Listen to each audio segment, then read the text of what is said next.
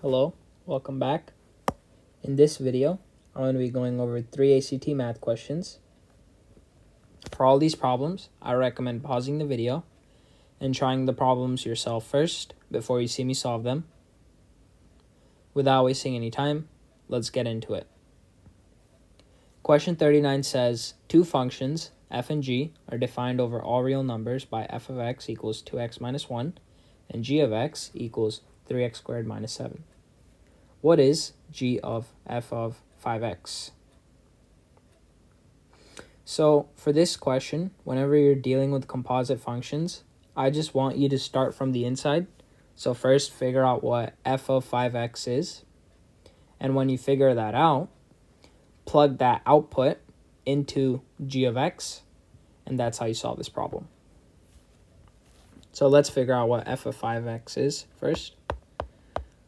Remember, this is just like finding out what f of 5 is. You just plug in 5 wherever you see x here, right? So 2 times 5 minus 1, and then we get 9. It's the same logic here. Just plug in 5x. So 2 times 5x minus 1. So you get f of 5x to be 10x minus 1, right? So we can replace f of 5x with 10x minus 1. So we're basically finding out g of 10x minus 1. And to do that, you just plug in 10x minus 1 for wherever you see x. So it's going to be g of 10x minus 1 equals 3. Replace the x with 10x minus 1. And remember, it's going to be in parentheses because it's x squared. So you want to do 10x minus 1 squared and then minus 7. We have to simplify this, so let's do that. So let's do 10x minus 1, 10x minus 1. We're going to use FOIL. 100x squared minus 10x minus 10x plus 1. So you get 100x squared minus 20x plus 1. Remember, they're times 3 minus 7. So this becomes 300x squared. You're distributing the 3 to all the terms. Minus 60x plus 3 minus 7. 300x squared minus 60x minus 4 should be your answer. That matches answer choice B. On to the next question. Question 47, which says, what is the area in square millimeters of a triangle whose side lengths are 5 millimeters, 5 millimeters, and 6 millimeters? So for this question, it is always best to draw out the triangle. Okay, and notice that this is an isosceles triangle because 2 of the sides are the same. So 5, 5, and our base is 6, right? So we know our base is 6. Remember, to find the area of a triangle, it's 1/2 base times height. 1/2 times the base times the height, right? We can figure out the altitude of the triangle or the height, right? Which is just a line from the vertex straight down the middle, which breaks this into 3 and 3 equal segments. And using the Pythagorean theorem, we can figure out the height.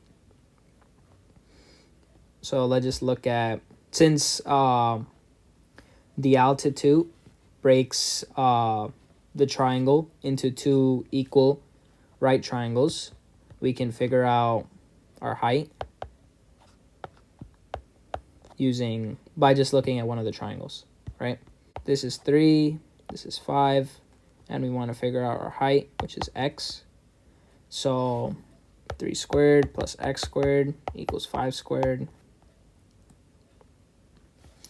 9 plus x squared equals 25. And if I solve for x, I get x squared equals 16.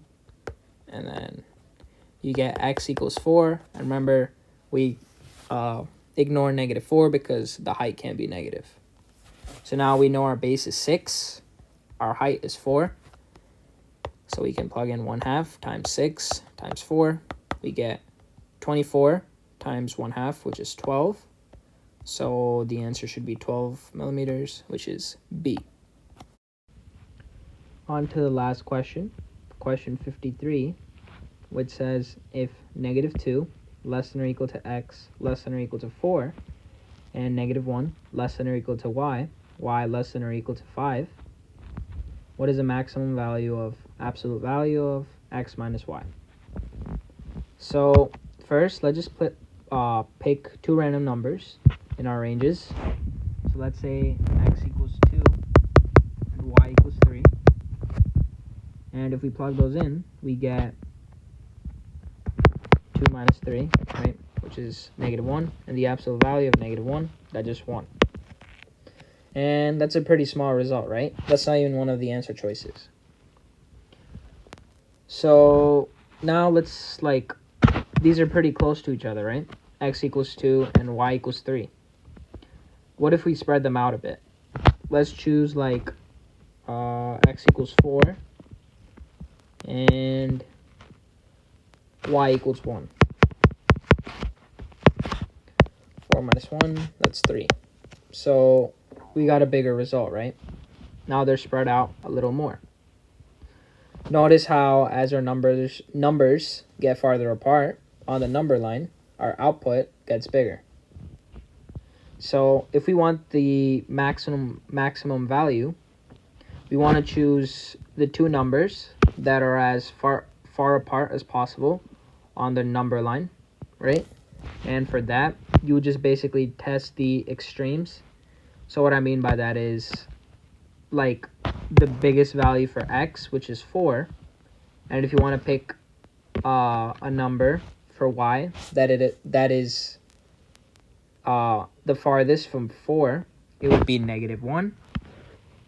And then let's say if we make x negative 2, if you wanted to pick a number that is as farthest possible from negative 2, you would pick 5 for y. So for this type of problem, just remember that you should just pick numbers that are farthest apart from each other on the number line. So let's plug in x equals 4. And the farthest number apart from 4 in this range for y is negative 1. 4 minus negative 1. That becomes 5. Let's test the other extreme. X equals negative 2. Y equals 5. Right? And we get negative 2. And I already know this one is going to be the right answer because the distance between these two numbers on the number line is 5. And the distance between these two numbers on the number line is 7. Negative 2 minus minus 5. And that gets you negative 7. And the absolute value of negative 7, that is 7. And notice that negative 2, the distance between negative 2 and 5, that's just 7, right? And that's exactly what we got. The distance between 4 and negative 1 on the number line, that's 5. And that's what we get here. So basically, this problem was just asking us, what is the biggest possible distance between these two groups of numbers? So basically, what two numbers can you pick that give us the biggest distance on the number line? So the correct answer is 7. And yeah, I hope my explanations made sense, and thank you for watching.